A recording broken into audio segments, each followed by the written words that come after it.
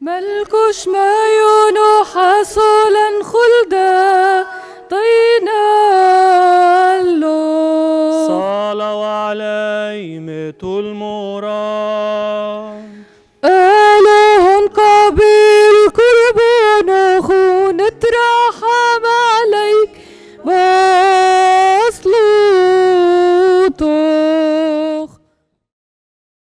Le Seigneur soit avec vous. Évangile de Jésus-Christ selon saint Matthieu.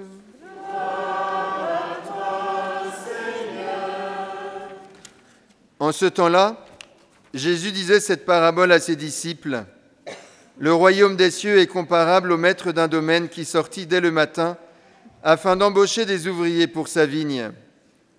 Il se mit d'accord avec eux sur le salaire de la journée, 1 denier, c'est-à-dire 1 pièce d'argent, et il les envoya à sa vigne. Sorti vers 9 heures, il en vit d'autres qui étaient là, sur la place, sans rien faire. Et à cela, il dit, « Allez à ma vigne vous aussi, et je vous donnerai ce qui est juste. » Ils y allèrent. Il sortit de nouveau vers midi, puis vers 3 heures, et fit de même. Vers 5 heures, il sortit encore, en trouva d'autres qui étaient là, et leur dit, « Pourquoi êtes-vous restés là toute la journée sans rien faire ?» Ils lui répondirent, « Parce que personne ne nous a embauchés. » Il leur dit, « Allez à ma vigne vous aussi. » Le soir venu, le maître de la vigne dit à son intendant, « Appelle les ouvriers, distribue le salaire en commençant par les derniers pour finir par les premiers. » Ceux qui avaient commencé à 5 heures s'avancèrent et reçurent chacun 1 pièce d'1 denier. Quand vint le tour des premiers, ils pensaient recevoir davantage, mais ils reçurent eux aussi chacun 1 pièce d'1 denier. En la recevant, ils récriminaient contre le maître du domaine. « Ceux-là, les derniers venus, n'ont fait qu'1 heure, et tu les traites à l'égal de nous, qui avons enduré le poids du jour et de la chaleur. » Mais le maître répondit à l'un d'entre eux, « Mon ami, je ne suis pas injuste envers toi. N'as-tu pas été d'accord avec moi pour 1 denier? Prends ce qui te revient et va-t'en. Je veux donner au dernier venu autant qu'à toi. N'ai-je pas le droit de faire ce que je veux de mes biens? Ou alors ton regard est-il mauvais parce que moi je suis bon? C'est alors que les derniers seront premiers et les premiers seront derniers. » Acclamons la parole de Dieu.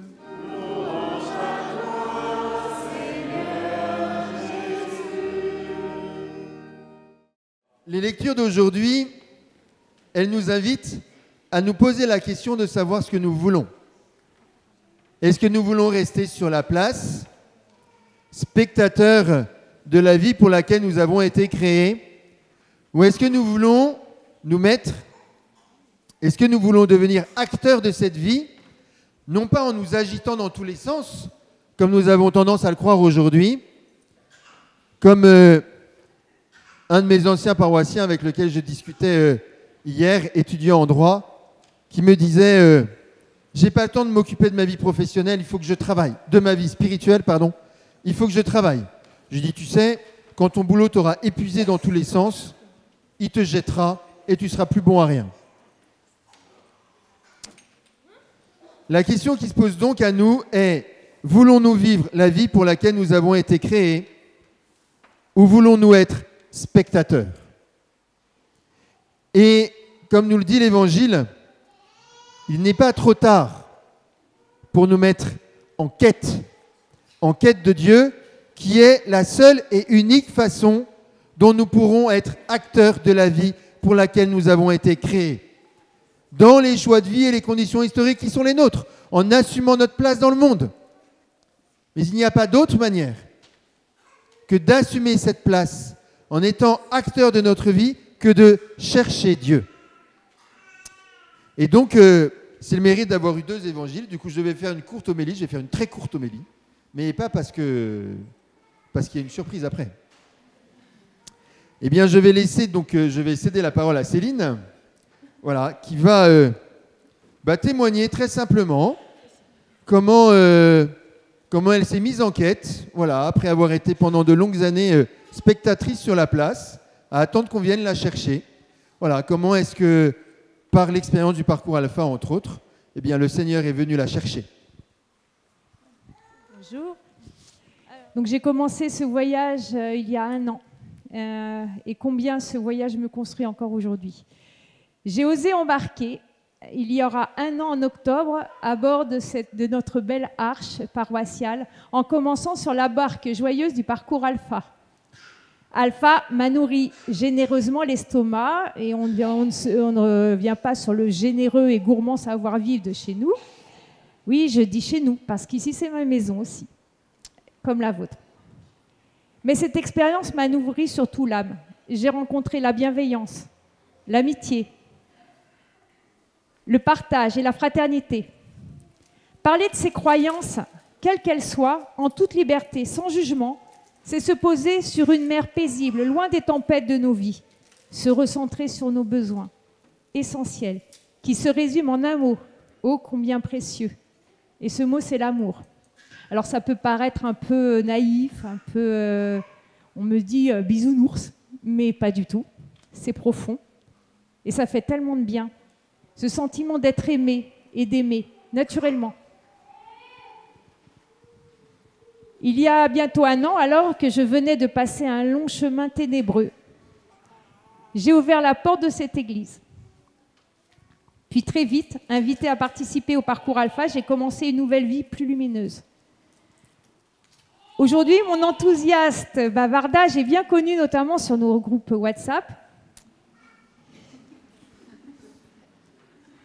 Je participe à la vie de la paroisse à mon petit niveau.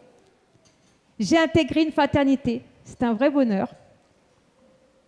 Je participe aussi au parcours Alpha, cette fois-ci pour aider, parce que j'aime bien prolonger un peu le plaisir. Hein. Et en plus, je prépare ma première communion. Et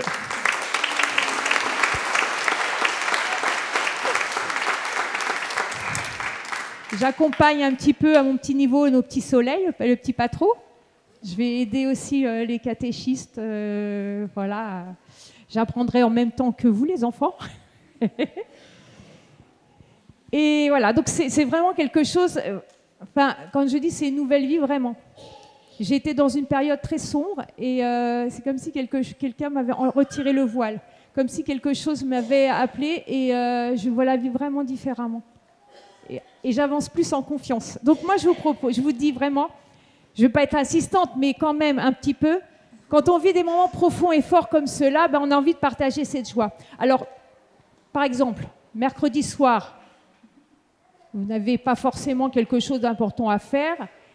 Vous êtes peut-être fatigué, mais ce n'est pas grave, vous allez venir à la soirée de lancement Alpha. Je ne fais pas de pub.